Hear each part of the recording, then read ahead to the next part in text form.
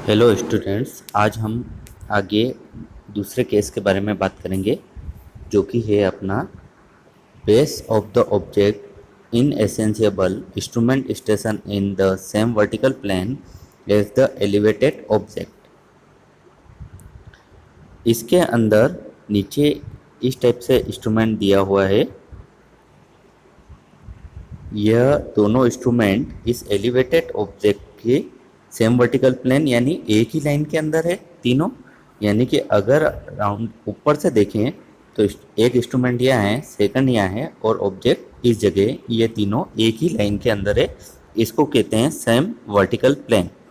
लेकिन base of the object is inaccessible. इसका meaning हुआ कि यहाँ से जो इंस्ट्रूमेंट आपको दिया हुआ है फर्स्ट वाले से लेकर इस ऑब्जेक्ट के बेस पर तक की डिस्टेंस आप मेज़र नहीं कर पा रहे हैं।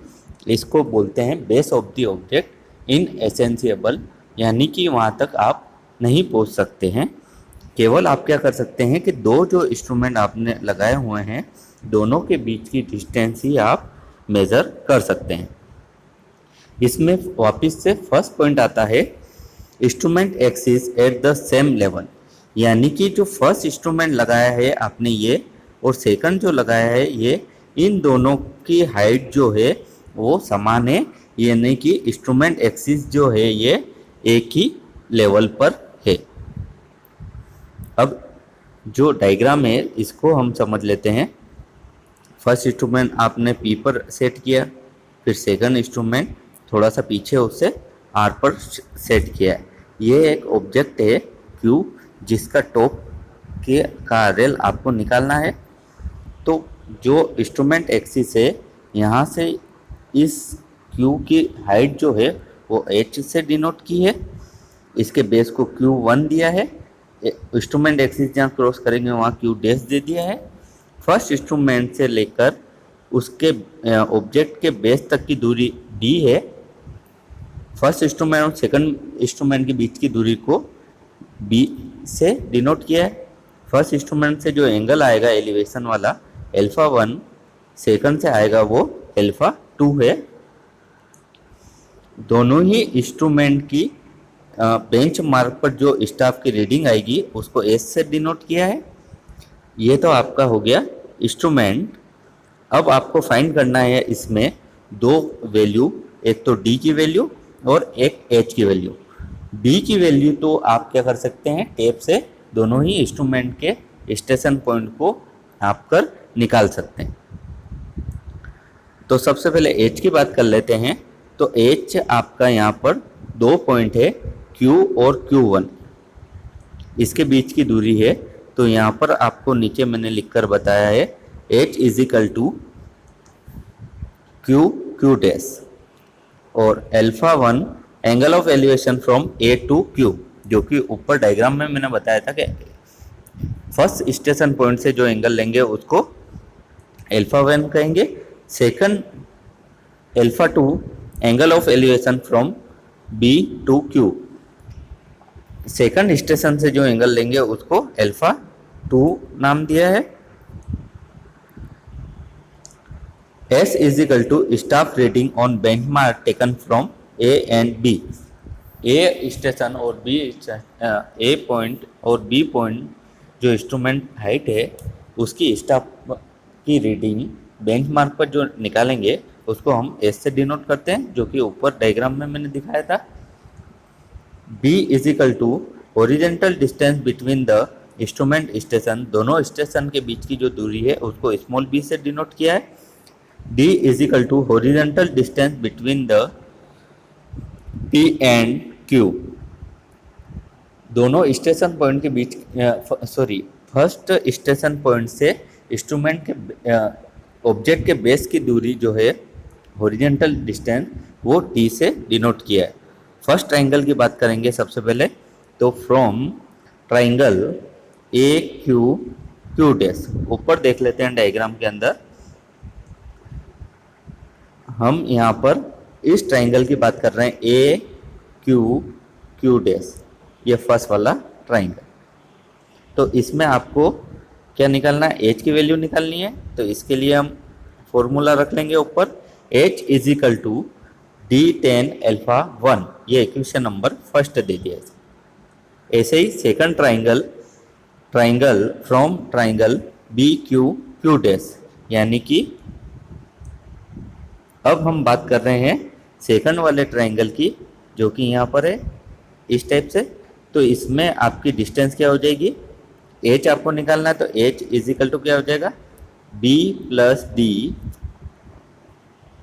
10 अल्फा 2।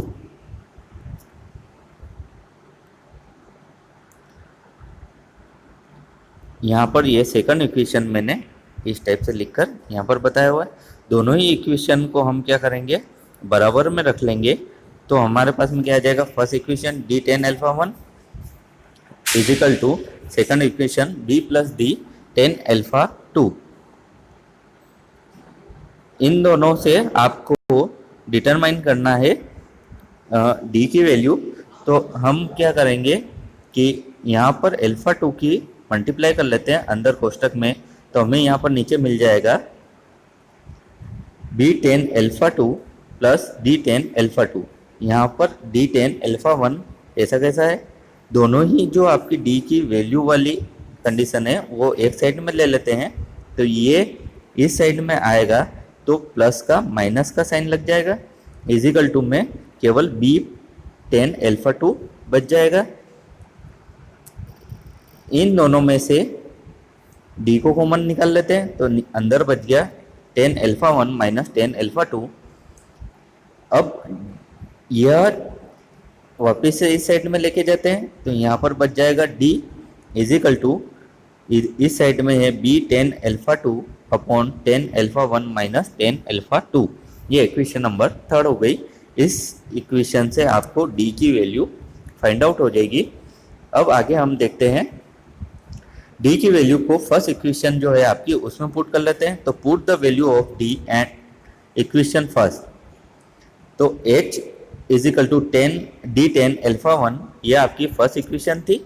इसके अंदर हम यहाँ पर D की वैल्यू रख लेते हैं, तो हमें नई इक्वेशन मिल जाती है H is equal to B10 alpha 2 upon 10 alpha 1 माइनस 10 अल्फा 2 इंटू 10 अल्फा 1। यह इस इक्वेशन को से हमें H की वैल्यू फाइंड आउट हो जाएगी। अब आगे आपको RL निकालना है, तो RL ऑफ Q यानी जो ऑब्जेक्ट है उसके टॉप का RL निकालना है। तो RL ऑफ बेंचमार्क, अगर बेंचमार्क का RL आपको दे रखा है तो वो प्लस वहाँ पर जो स्टाफ की रीडिंग है यानी कि S प्लस H जो आपने इस फॉर्मूले से निकाला है, उसको तीनों को जोड़ लेंगे तो हमें हमारे पास में क्या आ जाएगा, RL ऑफ Q आ जाएगा।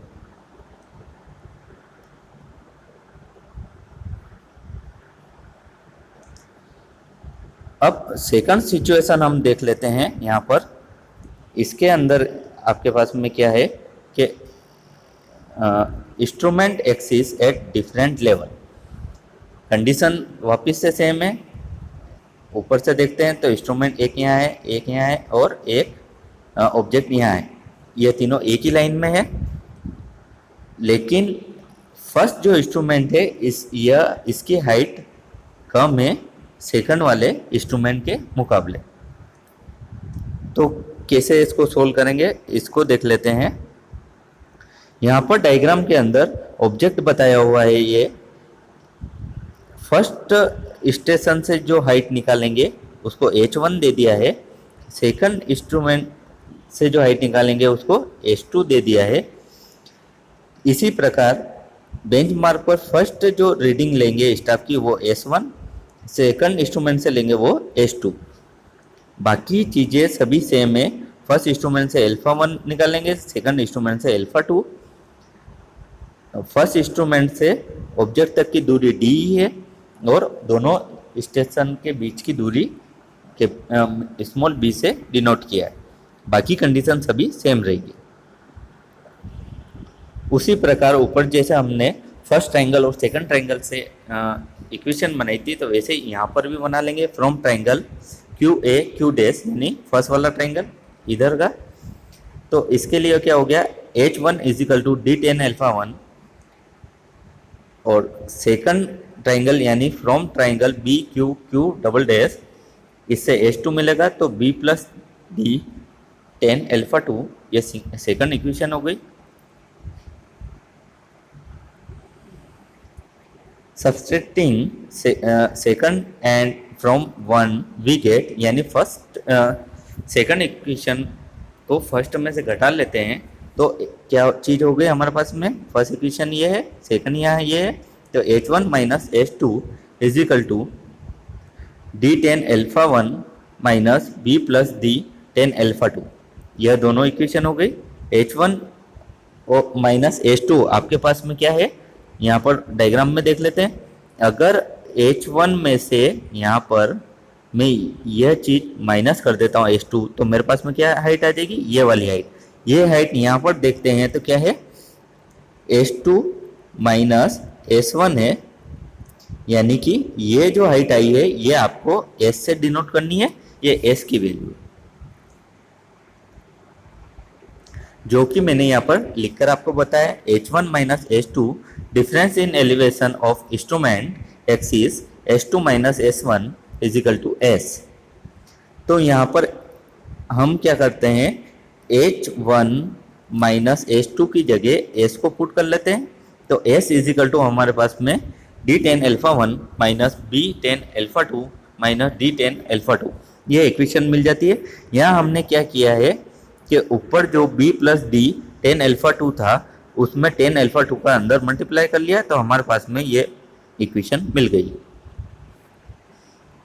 यहाँ पर d के साथ में जो वैल्यूज है उनको दोनों को एक साइड में रख लेते हैं और b की वैल्यू को s की तरफ निकाल लेते हैं। तो ये माइनस है तो यहाँ पर क्या हो जाएगा, प्लस हो जाएगा, इस टाइप से यहाँ लिख लेंगे। ऐसे ही d वाली वैल्यू को एक साथ में लिख लेंगे। अब इसमें से d की वैल्यू को d को कॉमन निकाल लेते हैं बाहर, तो हमारे पास में इस टाइप से यह यहाँ पर बच जाएगा। इधर जो वैल्यू थी वो ऐसे कैसे इधर उतार लिए।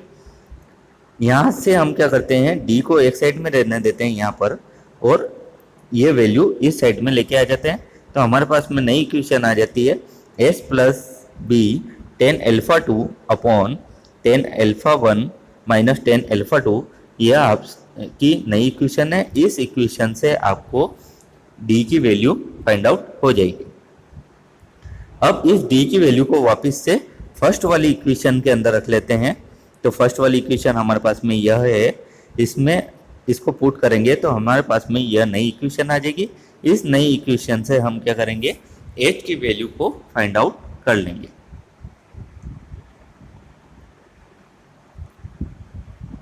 अब से आगे एक और देख लेते हैं डायग्राम को। इसके अंदर क्या है, पहले वाली डायग्राम के अंदर तो हमारे पास में क्या था कि इंस्ट्रूमेंट जो फर्स्ट वाला था उसकी हाइट कम थी सेकंड वाले इंस्ट्रूमेंट के मुकाबले।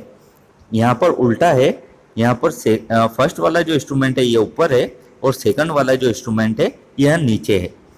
तो लेकिन इन दोनों की जो रीडिंग स्टाफ पर हम यहाँ बेंचमार्क पर लेंगे वो उसी टाइप से शो करेंगे। फर्स्ट वाले की रेटिंग S1, सेकंड वाले की रेटिंग S2, दोनों का डिफरेंस S से डिनोट कर लेंगे। फर्स्ट वाले से एंगल अल्फा वन, सेकंड वाले से एंगल अल्फा टू, फर्स्ट वाले की हाइट H1 और सेकंड वाले से जो हाइट आएगी वो H2। यहाँ पर दोनों के बीच की डिस्टेंस B से डिनोट की है, फर्स्ट इंस्ट्रूमेंट से उसके ऑब्जेक्ट के बेस की डिस्टेंस D से डिनोट की है। केवल डायग्राम में केवल इंस्ट्रूमेंट की हाइट का डिफरेंस है, बाकी सभी चीज़ें सेम ही रहेगी।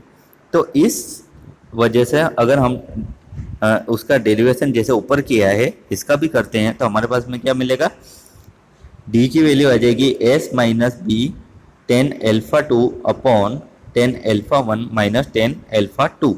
यहाँ पर डिफरेंस ये आया है कि यहाँ ऊपर वाली इक्वेशन के अंदर जो ऊपर हमने किया था उसमें यहाँ प्लस था और अभी फर्स्ट वाला इंस्ट्रूमेंट ऊपर हो जाने की वजह से यहाँ पर माइनस की वैल्यू आई है।